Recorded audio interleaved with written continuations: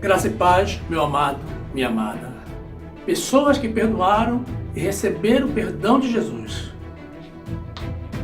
Abra, meu amado, a tua Bíblia no livro de Mateus, capítulo 18, versículo 15, onde a palavra de Deus diz assim: Ora, se teu irmão pecar contra ti, vai e repreende-o entre ti e ele só. Se te ouvir, ganhaste a teu irmão. Mas se não te ouvir, leva ainda consigo um ou dois, para que pela boca de 2 ou 3 testemunhas toda a palavra seja confirmada. E se não as escutar, dize-o à igreja. E se também não escutar a igreja, considera-o como gentio e publicano. Em verdade vos digo que tudo que ligardes na terra será ligado no céu, e tudo que desligardes na terra será desligado no céu. Também vos digo que se 2 de vós concordarem na terra acerca de qualquer coisa que pedirem, isso lhe será feito por meu Pai que está no céu. Porque onde estiver 2 ou 3 reunidos em meu nome, aí estou eu no meio deles. Então Pedro, aproximando-se dele, disse: Senhor, até quantas vezes pecará meu irmão contra mim, e eu lhe perdoarei? Até 7? Jesus lhe disse: Não te digo que até 7, mas até 70 vezes 7. Glórias a Deus, louvado e exaltado seja o nosso Senhor. Meus amados, Jesus se faz presente tanto no pedido quanto na concessão do perdão. Quando ligamos aqui na terra o perdão ou a reconciliação, isso também é ligado imediatamente no céu. Imagine, irmãos, o poder que o Senhor deixou nas nossas mãos. Jesus nos ensina que temos que perdoar sempre, não importando o tamanho da ofensa. Nós sabemos como isso é difícil para a carne, mas como precisamos do perdão dele, temos que perdoar também. Mas perdoar de verdade, no espírito, como ele nos perdoa. É uma lei natural de Deus, meus amados. Quem semeia o perdão, colhe o perdão. O perdão do mundo é um perdão carnal. É da boca para fora. É mentiroso. As pessoas dizem que perdoam para parecerem boazinhas, para ficarem bem na sociedade, mas por dentro continuam se corroendo pela ofensa, gerando enfermidades múltiplas, de gravidades variadas. Meus irmãos, precisamos pedir e liberar o verdadeiro perdão. Precisamos efetivamente nos libertar desse mal. É uma exigência do Senhor. Se formos ofensores, precisamos ser humildes, meus amados, para reconhecer o nosso erro e nos aproximar da pessoa, sem arrogância, sem altivez, e solicitar dela o perdão. Se formos ofendidos, precisamos aceitar o pedido de perdão quando ele vier. E até mesmo, meus irmãos, podemos nos antecipar e pedir o perdão pela nossa atitude que gerou a ofensa. Deus requer que o amor dele esteja sempre em nós, à vista de todo o mundo. Existem pessoas, meus amados, que ficam na dúvida se realmente perdoaram ou não. Mas quando perdoamos de verdade, não resta qualquer sombra de dúvida. É evidente. A nossa libertação é patente. Vamos apresentar aqui alguns sinais que podem indicar a presença ou a iminência do verdadeiro perdão. A reconciliação total ou parcial pode ser uma indicação do perdão.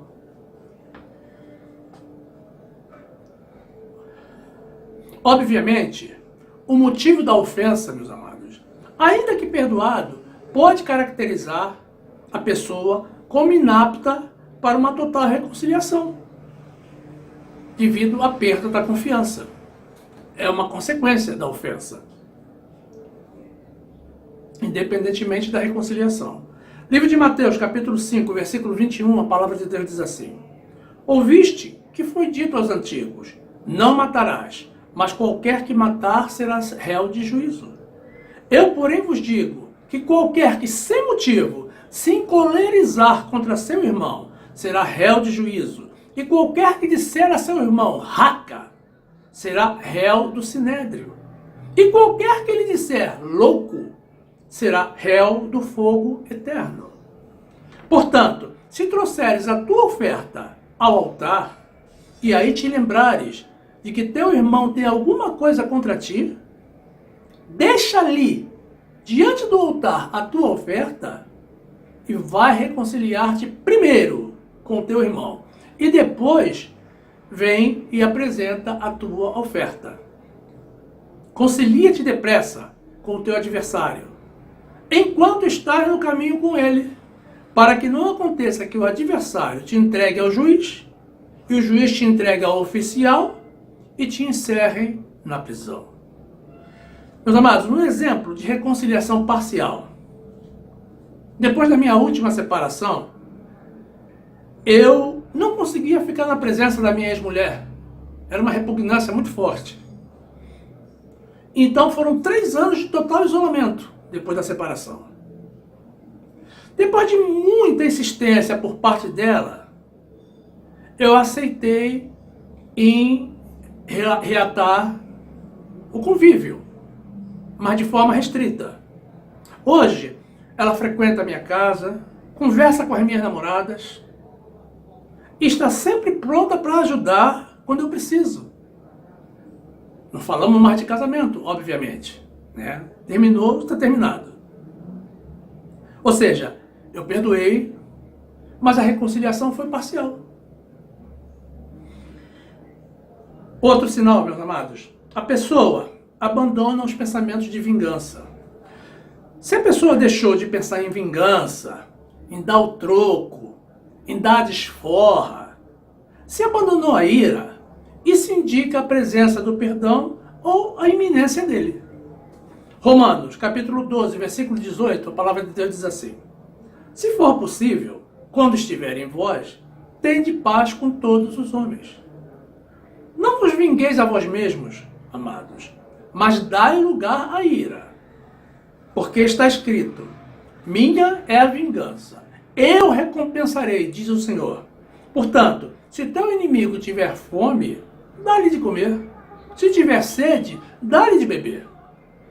Porque fazendo isso, amontoarás brasa de fogo sobre a tua cabeça. Não te deixes vencer do mal, mas vence o mal com o bem. Outra indicação, meu irmão, é quando a pessoa dá a outra face. Observe bem, quando uma pessoa considera que o ofensor merece uma nova oportunidade no seu ciclo de relacionamentos, exatamente como era antes da ofensa, isso é uma indicação muito clara da presença do perdão. Jesus nos ensina isso no Sermão da Montanha. Livro de Mateus, capítulo 5, versículo 38. A palavra de Deus diz assim: Ouviste o que foi dito, olho por olho e dente por dente. Eu, porém, vos digo que não resistas ao mal, mas, se qualquer te bater na face direita, oferece-lhe também a outra. E ao que quiser pleitear contigo e tirar-te a túnica, larga-lhe também a capa. E, se qualquer te obrigar a caminhar 1 milha, vai com ele 2. Dá a quem te pedir, e não te desvies daquele que quiser que lhe emprestes. Meus amados, outro sinal: a pessoa consegue falar da ofensa sem se magoar. Se você consegue tratar daquele assunto, comentar, sem sentir dor, ressentimento ou constrangimento, isso é uma indicação da presença do perdão, de que o mal já não está mais em vós. Livro de Gênesis, capítulo 45, versículo 1, diz assim: Então José não se podia conter diante de todos que estavam com ele, e clamou: Fazei sair daqui a todo homem. E ninguém ficou com ele, quando José se deu a conhecer a seus irmãos.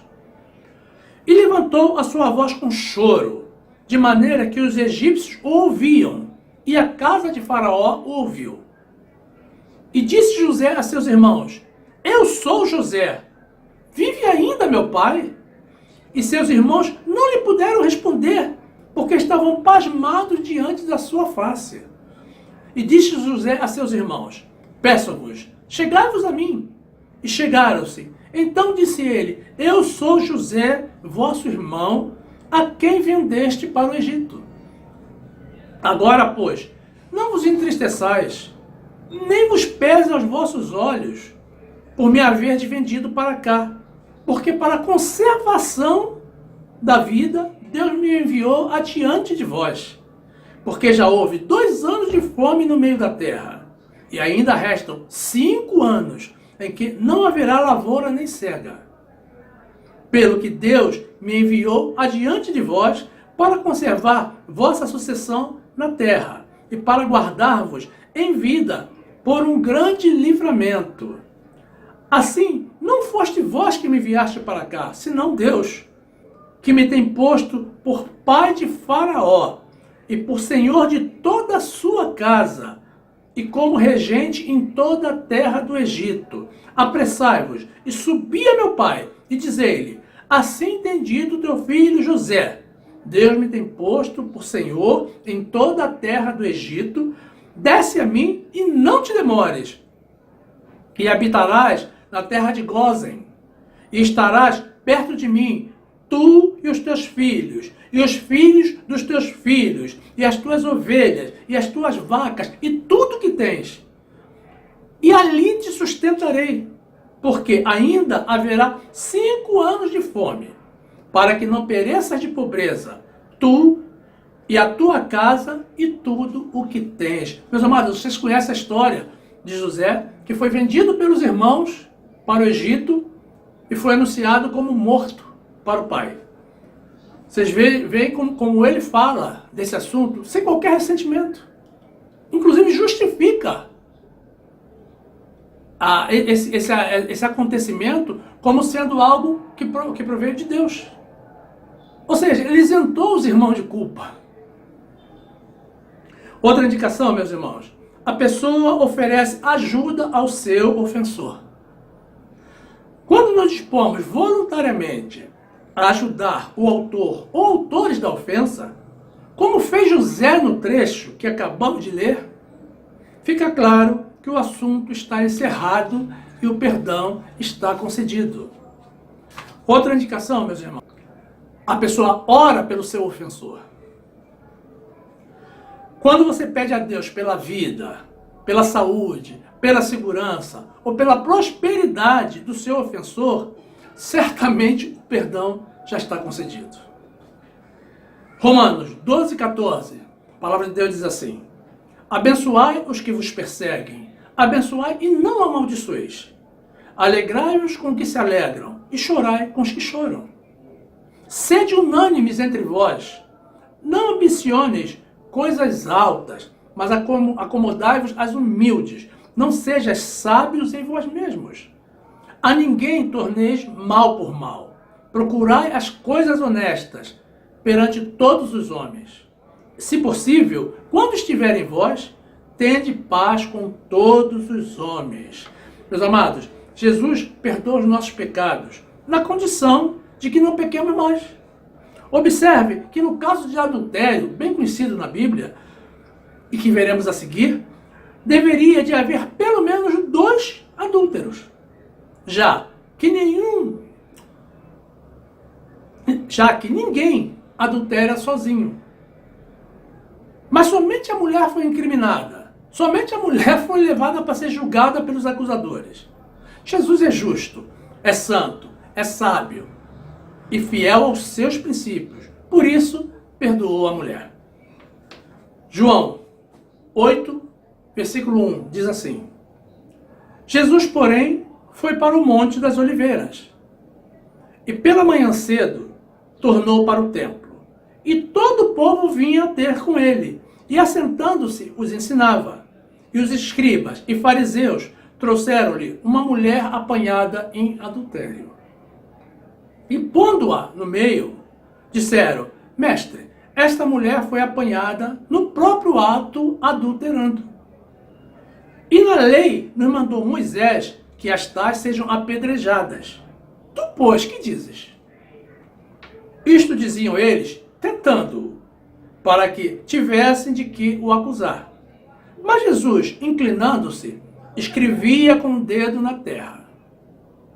E como insistissem, perguntando-lhe, endireitou-se e disse-lhes: Aquele que dentre vós está sem pecado, seja o primeiro que atire pedra contra ela. E tornando a inclinar-se, escrevia na terra. Quando ouviram isso, redarguidos da consciência, saíram um por um, a começar pelos mais velhos até aos últimos. Ficou só Jesus e a mulher que estava no meio. Endireitando-se Jesus, e não vendo ninguém mais do que a mulher, disse-lhe: Mulher, onde estão aqueles teus acusadores? Ninguém te condenou? E ela disse: Ninguém, Senhor. Disse-lhe Jesus: Nem eu também te condeno. Vai-te e não peques mais.